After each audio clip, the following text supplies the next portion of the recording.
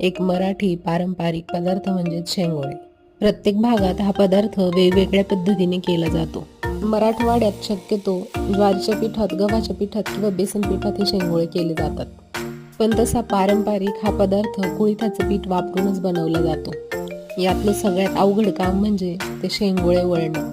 थंडीच्या दिवसामध्ये गरमागरम शेंगोळे आणि त्यावर 1 चमचा तेलाची धार, याची चव काही औरच.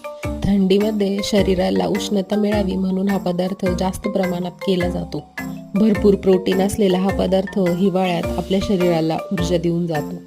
यात आपल्याला जास्त काही घालण्याची गरज पडत नाही, कारण याची जी मेन चव आहे ती येते त्या कुळथाच्या पिठातूनच. थंडीत तुम्हीही हे 1 पॉट मील नक्की ट्राय करा आणि तुमच्याकडे शेंगोळ्यांना काय म्हणतात हे मला कमेंट करून नक्की सांगा. एन्जॉय!